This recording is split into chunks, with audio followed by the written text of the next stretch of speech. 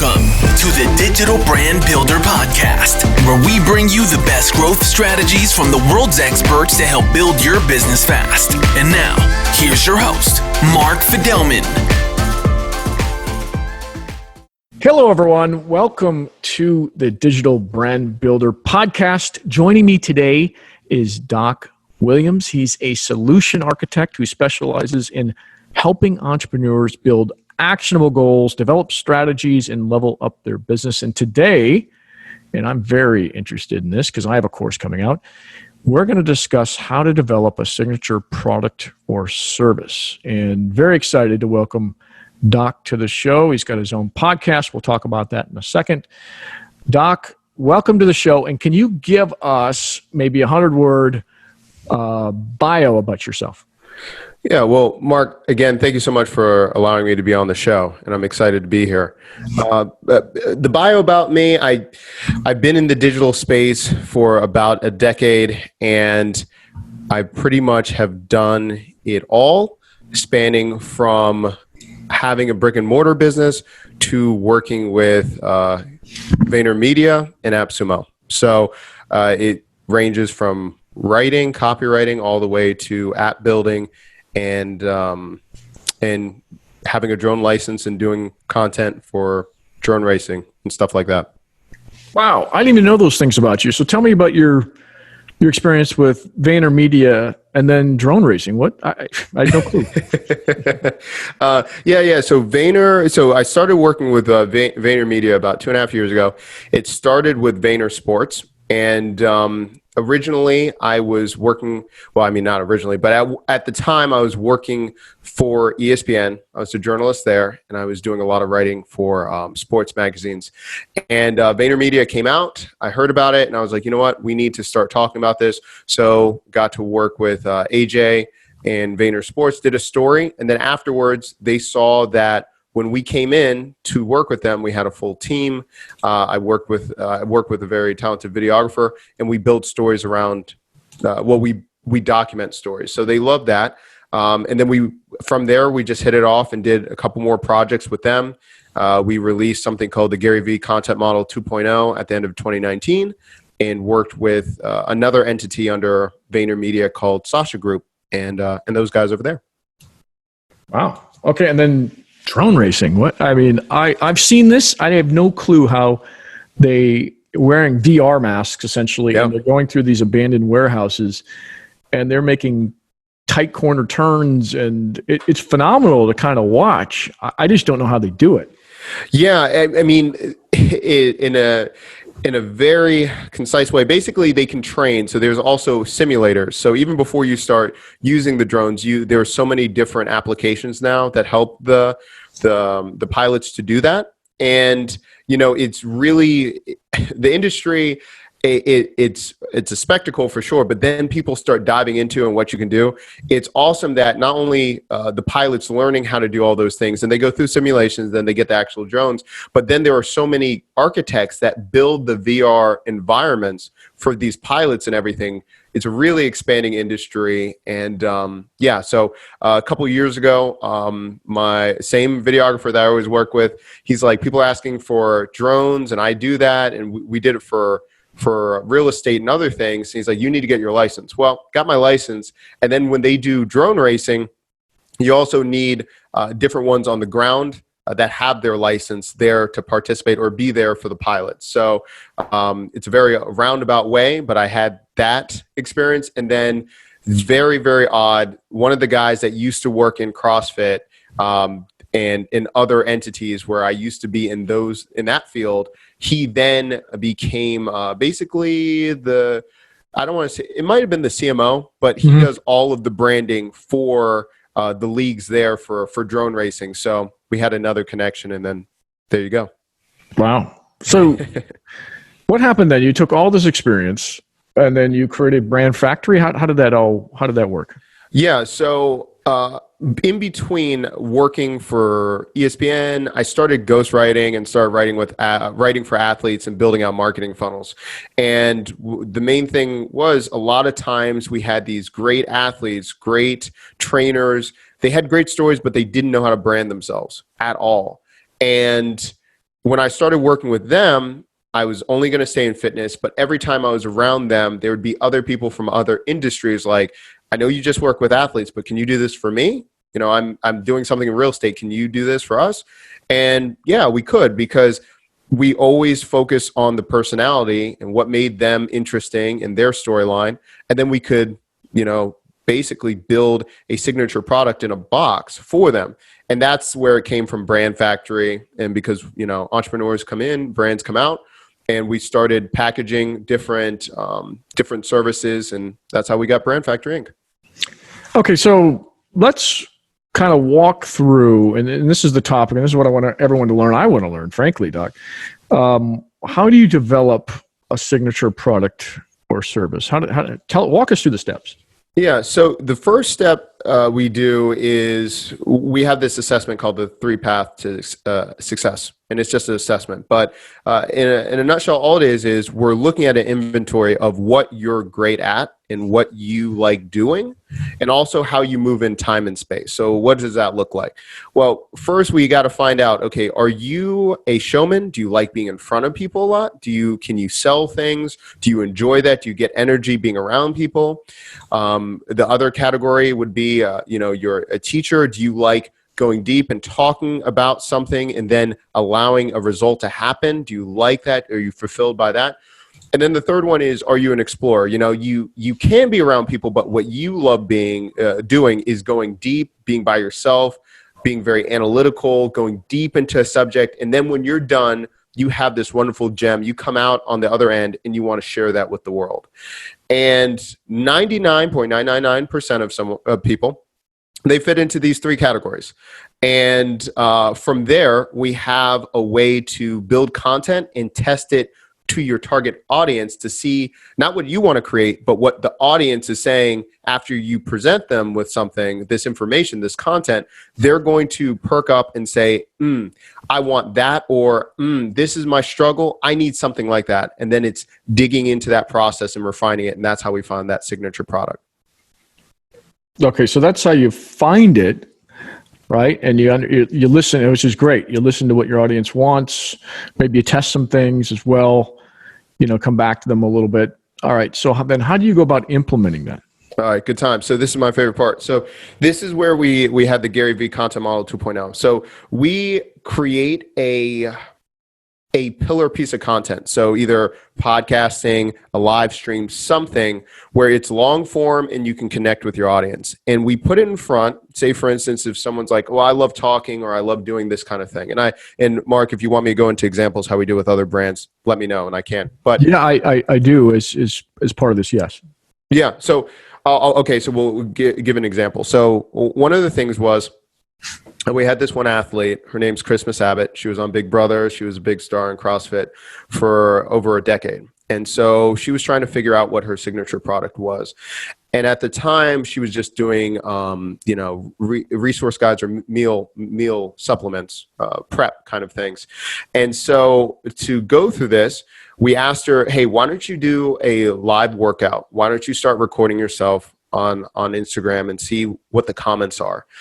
And from there, when she was doing the workouts, she then saw a huge shift of what people were saying when she was doing these live workouts and asking her certain types of questions and what they're looking for. Well, it turns out she's very bubbly. She's just great, has a great personality. Tons of people wanted a retreat or just to get to know her. So it was less about necessarily the information. It was just getting to be around her. Well, from there, then we did a series of seminars and had her do a full tour in the U.S. And from there, she was able to replicate what people wanted. It wasn't just the help with the fitness and the meal plan. They wanted to have her reassurance in what was going on. And then from that signature program, she sold out all across the U.S. and then she went international with the same program. And then after that iteration, we came back and did a virtual version, what we learned from all those interactions. Okay. And I mean, as you're like building this, or, I come to you, we figure out what to do. How do we then turn that into a product? Not just turn it into a product, and I think you'll get into this, but then how do you market it? Yeah. Yeah. So there's something we call the pirate ship. And basically what we're looking for is the early adopters, people that love you and want to give you feedback. So how do we do this? It's as simple as, first, I'm talking to a client. I'm saying, okay, how are you going to be changing the world? How are you changing this industry or these kind of people? What happens? The person says, one of the clients, hey, I think I want to show up here. I want to do this. But I'm not sure, or that's what I'm leaning towards. Okay. So for an example, you know what, Mark, can you go through an example and I can plug it in? Can you feed me something? Yeah. Why don't can I shamelessly plug my own thing? Let's do it. Love it. All right. So I have a course. I've got a lot of experience in helping companies create their own, like, let's say branded TV or let's say YouTube shows. And I've got a lot of experience with helping companies create short video vignettes for like TikTok and Instagram and Facebook. But my thing is not just how you do it and how you do it well and how you set yourself up for success, but it's how you then turn that into revenue. So it's a kind of these videos that have a funnel attached to them, a sales funnel, a very, very robust one. And so I've created a course because, I'm only, my team is only one team and we can't scale this out. So we're creating a course, especially for those that can't afford it. So for me, that's a signature course of mine. I've got a lot of experience, love helping people, love to see more of this medium take off, especially now, as companies are stuck at home, and what better time to be doing it. And so that's kind of my signature thing. So how should I now take this course, which is almost wrapped up, package it up, and then, let the right people know about it? I don't want to, the world doesn't care, but there are some people, and I know there's a lot of companies that would love to know more about this. That's a really good question. So first of all, I would start with taking inventory. So you already have the course, you have all those things. Do you already have a few businesses in your mind that are like, listen, if they had the power of this, they could really do damage with their company? Is it a brick and mortar business that you feel like aren't showing up online? Who do you personally know, like it just top of mind that comes to? Maybe not the business name to mention them, but what kind of business is that? Who comes to mind? So any technology business, so a lot of B2B businesses should be doing this. There's no better medium for getting the word out than video, especially when we're talking about, targeting millennials or even older decision makers. In these technology platforms, what kind of technology platforms are they? Are they infrastructure? What are they doing? If we're going to narrow it down, they would be providing services like SaaS services to other businesses, like a Salesforce, for example, or an Oracle, or an IBM, or Microsoft. And by the way, I've already done this for those companies.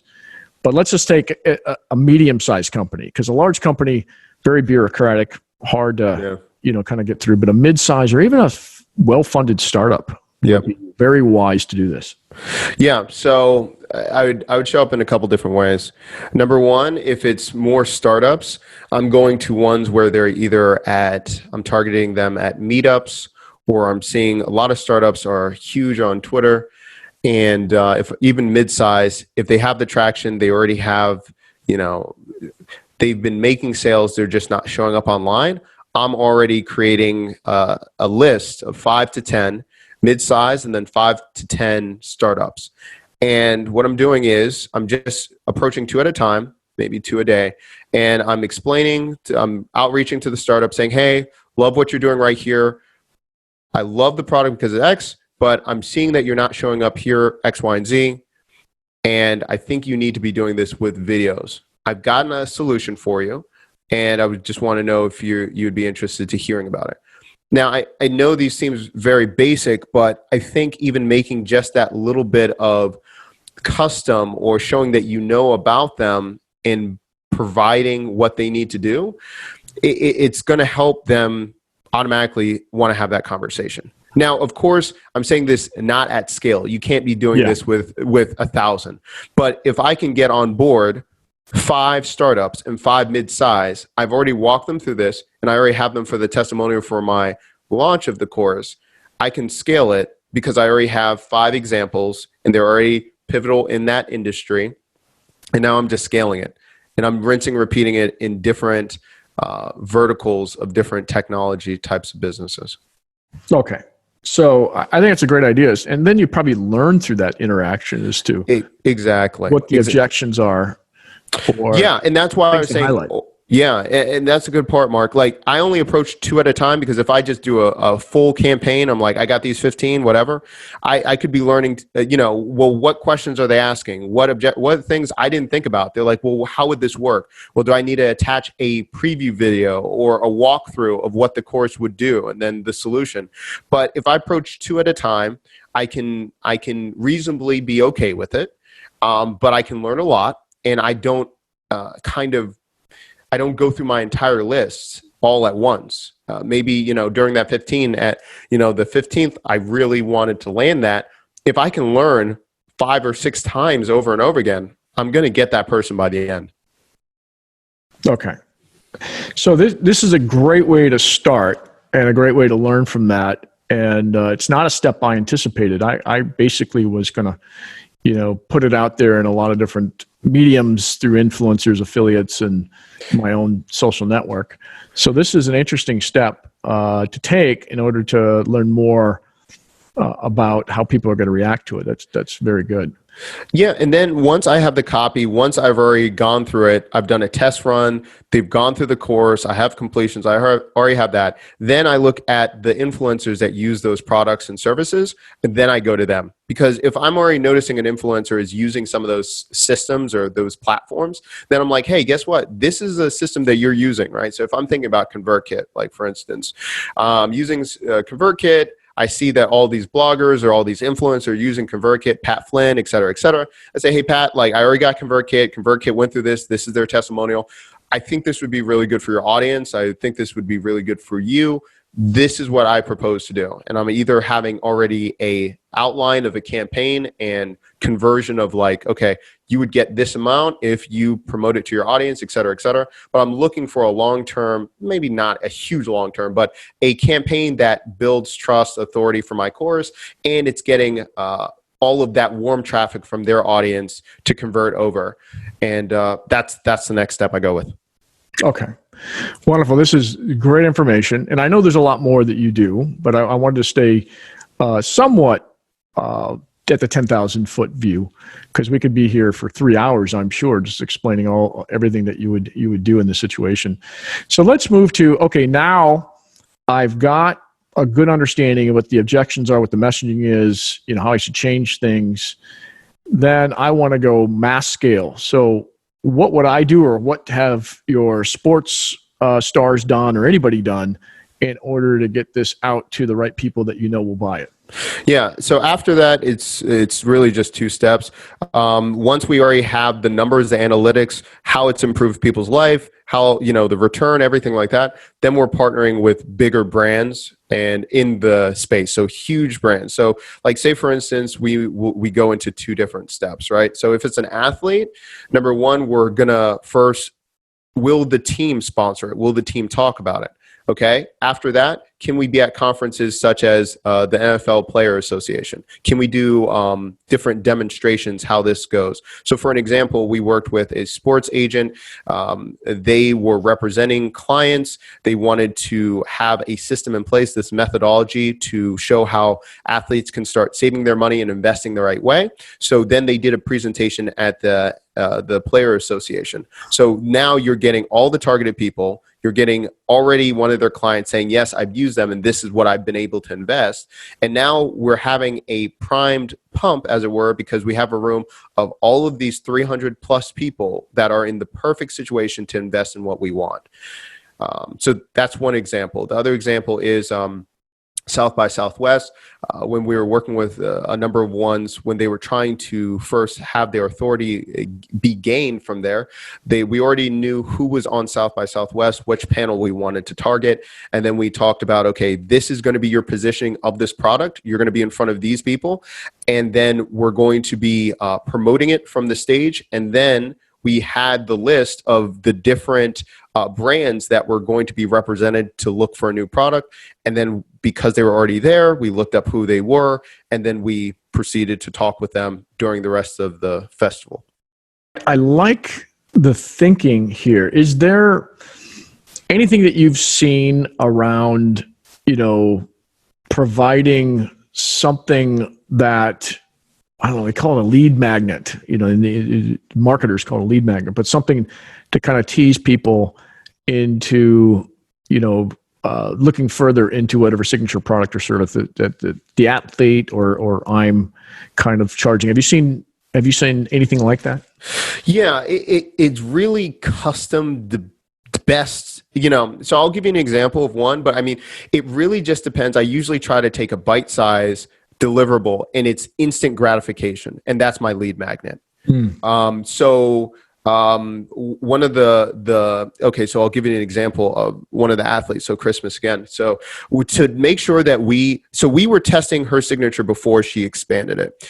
We found out that tons of people like, I just want to meet you, everything like that. Well, to see if it was even a draw for her to be at live events would people show up, we did a scavenger hunt and we're just like, hey, opt in for this and you'll get the exact location where you can find her at this event. And we had 2,000 people opt in 36 hours. So then we knew, okay, that was enough. She's a draw. Now we can use that data. So when we position and want her to speak at different events, she can show these numbers, and then right off the bat, they're like, oh wait, she already knows her number. She already has a lead magnet. She already is business minded. Okay, go from there. So for me, for a lead magnet of what's happening, I really think it's something that someone can see from. For example, like for us, we have a whole program, all this stuff with Gary Vee and all this stuff, but we have the 3-path assessment. That's been the greatest lead magnet for us, because then we can just say, hey, in 3 minutes, you'll know what kind of content you need to create. You don't ever need to work with us or anything like that. It's instant gratification. They know what kind of content they need to create, but it still gives them enough questions, or if they're intrigued, they're saying, well, I know my personality type of what kind of content I need to create, but now I don't know how to create long form content, or now I don't know how to do this. Need to contact them. But it's instant gratification. They don't need to wait for me. I don't have to give them the response. An example of this, we had a client where we built their signature product was an app, and they were working with, again, it was scratching their own itch. They needed a faster way of working with athletes or talents, and for them to respond to interview requests. So we just built out a form, all of the major industries. If you want a pro athlete, to contact you, fill in this form, let us know what kind of athletes you need to talk to, and we'll let you know within 6 hours. So originally, it's the app. We want them to be onboarded onto the app for them to start paying. So, they get a percentage of every conversion, whatever. But we were solving a huge problem that they were having at these events, Super Bowl, all these other things. Like say last year, there was Super Bowl. One of the athletes, for some reason, boxers, they always want to talk to boxers at these football events. But anyway, this is what they wanted. This one client that we had, we built out this form, this lead magnet. She has all the brands in their contact and the right person in their department. And now she can have the conversation with the app. Wow. I mean, these are just amazing suggestions and ideas. And I know we could, again, go on and on and on about it. So in kind of wrapping things up, is there anything else that we didn't cover? And I know we're at the 10,000 foot level, but when you develop a signature product or service, I know how difficult this is. There's thousands of steps, but is there anything at a high level that we didn't cover that you'd like to cover that you do when you're working with your clients? Well, it's kind of like throughout the whole process, but I really think it's important to be objective and to you're keeping score. There's going to be tons of iterations of different product ideas, everything. You've got to have some kind of place that you're storing it. It could be a Google sheet. It could be whatever, but I'm writing down the idea. I'm describing what kind of idea is that. Is it a product? Is it physical? Is it digital? What is it? What's the deliverable? Who's it for? And then instead of us just going back and like, that felt good, this went there, we can objectively look at, okay, what worked? What test did we do? What was the result in this quick MVP? Did someone say they were going to buy it? Did they say they want to be on a wait list? If we say, hey, this is going to be pre-ordered, put down $500, are they doing it? We might, if it doesn't work, we'll give the money right back, but we're looking for that buy-in. So I think it's really important to start having an inventory of looking at what's working, what's not working, so then you can have clear eyes when you go to develop that. All right. Wow. Very well said. Okay. So we're going to wrap things up. I have 2 questions, Doc, that I ask everybody. The first is, what is the hottest digital marketing technology that you are using or want to use? Oh, man. I can only pick one. Well, you can pick 2. Oh my God. Okay. Well, oh man, there's so much. Okay. So there's one thing that we're really experimenting with and we've been having really good results, and that's Lens Studio. That's creating augmented reality or different types of content on the Snap platform. So that's been really, really exciting.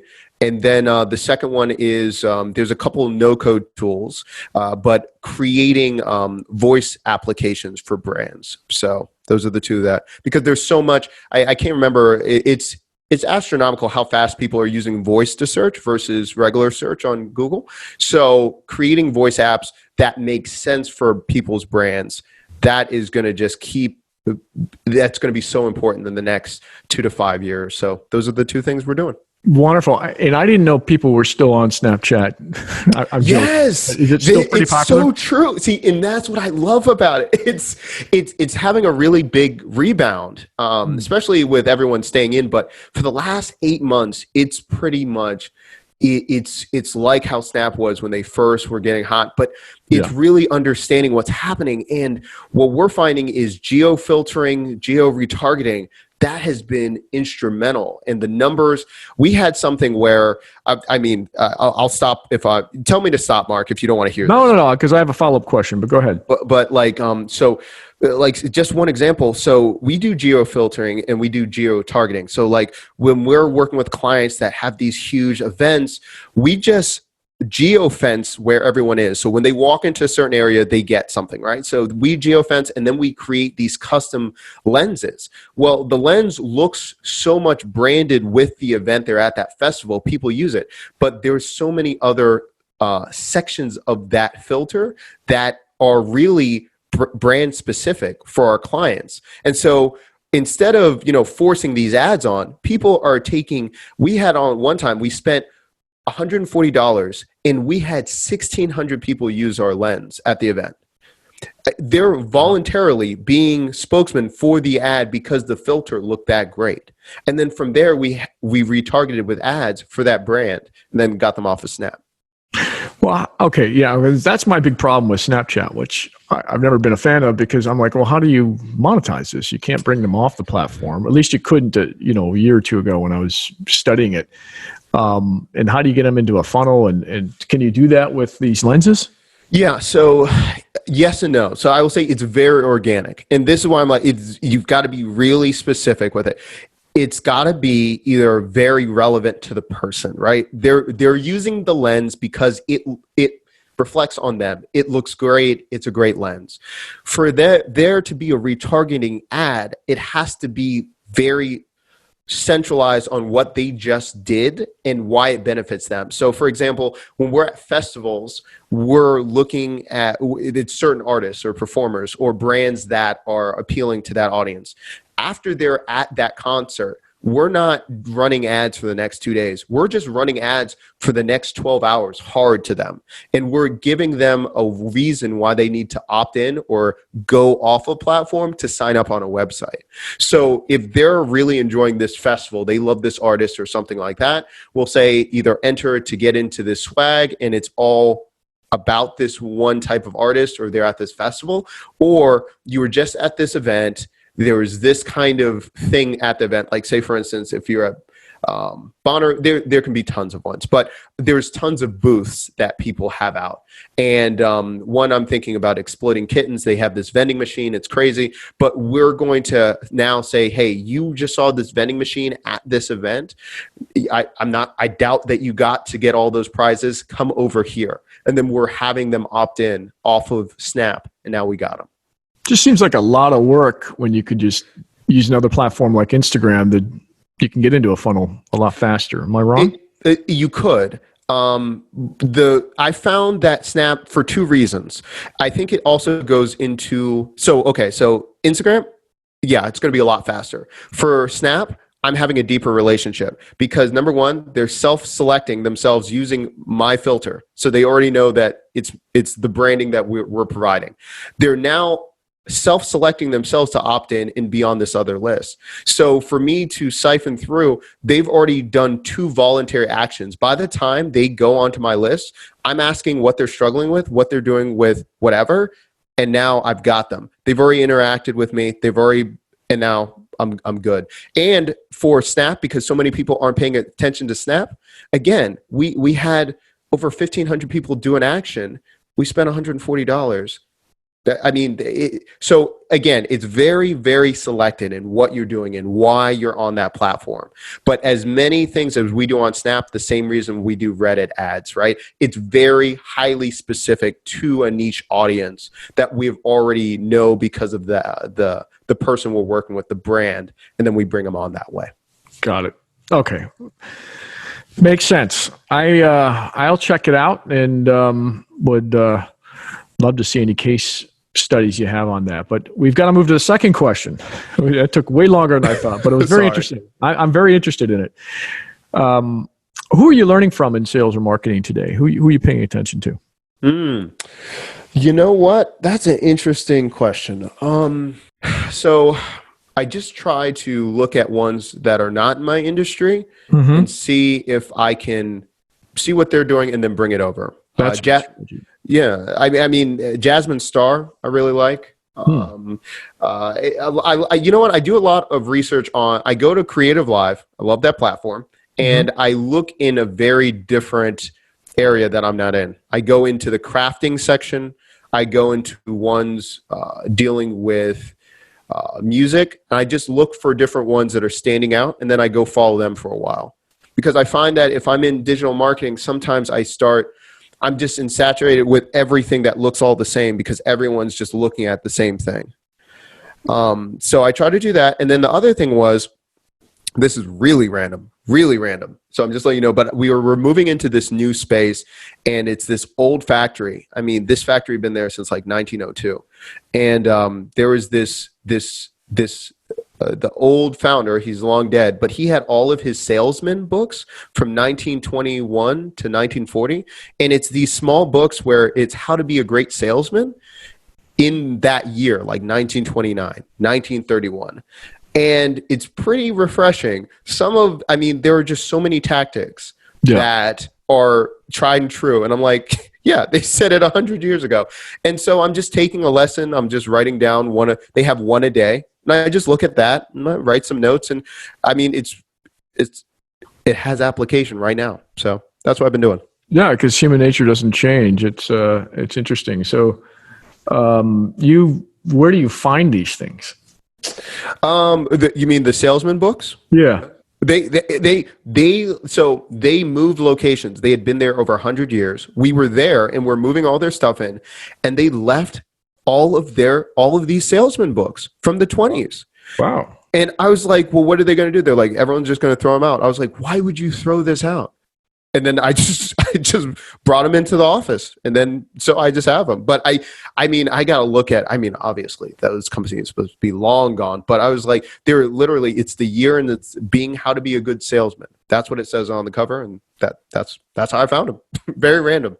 Yeah, and I know because I've seen Seth Godin kind of do this. He'll go back to some old marketers and kind of repurpose some of that stuff and respin it and serve it up as new, because he's applying it to a 2019 or 2020 context. So I think that's a genius idea. Okay. Everyone go find those salesperson books from the 1920s and see what you can do with them. All right. So let's finally wrap things up. If you are interested in scheduling a free 15-minute discovery call with Doc, where can they find you? And I'll put this in the show notes. Yeah, no worries. So it's going to be at brandfactoryinc.com, and you can go there. There's the first opt-in is saying, let us do it for you. And that basically triggers the assessment so we can know more about you. And it's a free 15-minute discovery call, finding out what you're struggling with, what you need to have, and specifically about building a signature product, something that stands the standard, the length of time, and really talking about your brand. We go through all of that. So we hear about what you're looking for, and then we have the meeting. Excellent. All right. So I'm going to wrap things up. And as always, if you like this podcast and you like Doc, or if you like me, please provide a review in whatever you're listening, whatever platform you're listening to us on, because they really encourage us and give us the feedback to bring on more guests like Doc that just tell us how to do things. Not a lot of fluff, except for the Snapchat stuff. No. All right. Anyway, Doc, wonderful to have you as always, and look forward to talking to you in the next few months. Likewise. Thank you so much for having me. A reminder that we are not financial advisors, and anything we talk about or refer to on the show should not be considered or construed as financial advice. We encourage you to do your own research and come to your own conclusions.